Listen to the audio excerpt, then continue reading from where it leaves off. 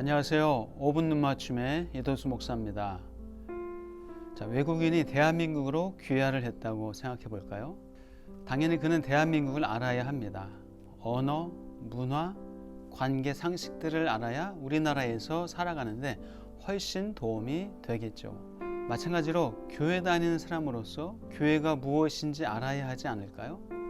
교회 다니면서 교회를 잘 모른다면 일상생활이 건강하지 못하게 됩니다. 왜냐하면 신앙이 생활이고 생활이 신앙이기 때문입니다. 건강한 교회관은 우리의 건강한 일상생활과 매우 밀접한 연관이 있습니다. 여러분은 지금까지 교회가 무엇이라고 생각했었나요? 건물 혹은 예배드리는 장소 아니면 어떤 조직력? 사도 바울은 교회의 정의에 대해서 이렇게 말하고 있습니다.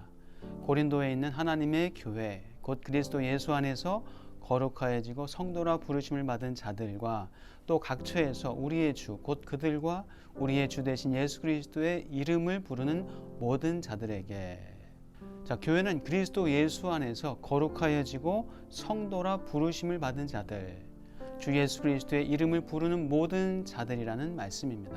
즉 교회는 건물이나 장소가 아니라 사람입니다. 예수를 주로 고백하며 거룩하게 택함을 받은 사람이며 그 사람들의 공동체를 뜻합니다. 우리는 그리스도 예수 안에서 거룩하게 된 성도라고 부르심을 받았습니다. 성도는 영어로는 세인트, 헬라어로는 하기오스라고 하는데요. 이는 거룩한 사람이라는 뜻입니다. 즉 하나님은 우리를 거룩하다고 하십니다. 그런데 어떤 성도님은 이렇게 말하기도 합니다. 저는 거룩한 자라고 불리기 부끄럽고 죄송해요. 하루도 빠짐없이 매일 죄짓고 착하지도 못하는데요 뭘. 예수를 믿지만 누구라도 가질 수 있는 생각이죠. 그렇지만 분명한 사실은 그리스도 예수 안에서 거룩하여졌다는 것, 그것입니다. 바울은 고린도 지역의 성도들에게 편지를 보내면서 그들에게 성도라고 하고 있습니다. 그들이 얼마나 거룩하고 착해서 거룩한 자, 성도라고 불렀을까요? 고린도 지역 성도들을 살펴보아야 성도라는 단어의 의미를 제대로 알 수 있을 것 같습니다. 성경이 기록되던 당시에 고린도는 적어도 50만 명 이상이 살고 있던 로마 시대의 항구로 대도시였죠.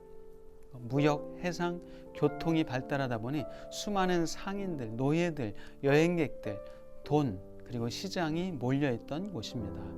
여행객과 나그네들이 많은 고린도에 활락가나 사창가가 발달하게 되었습니다. 아프로디테 신전의 여사제들과 음란한 남자들이 밤낮으로 음행을 저지르던 곳이 고린도입니다. 심지어 고린도에서는 근친상간과 동성애도 만연했던 것으로 알려지고 있습니다.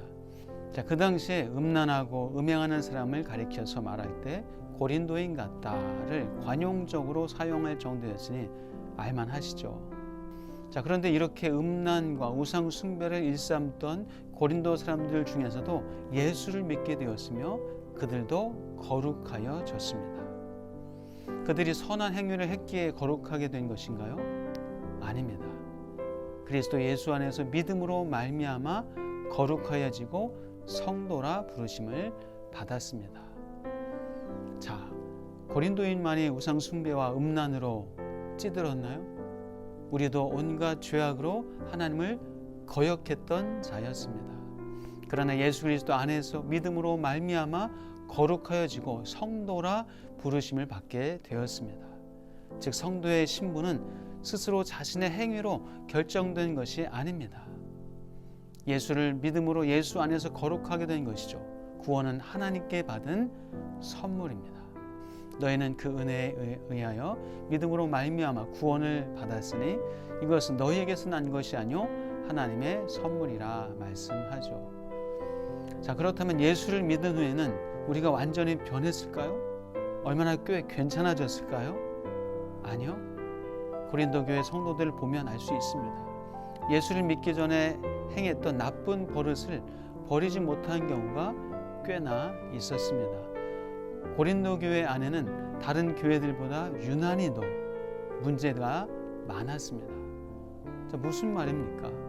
구원받은 이후에 치유되고 성숙하는 데는 시간이 필요하다는 것입니다.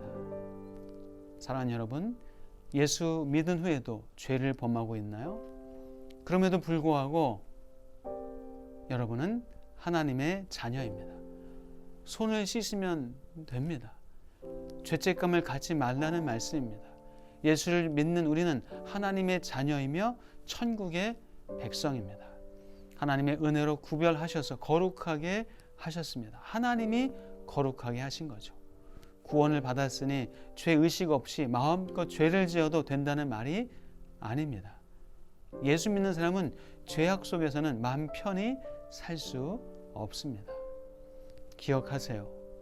예수를 주로 고백한 당신은 하나님이 기뻐하시는 아름답고 귀한 성령의 열매를 맺으면서 살아갈 존재입니다.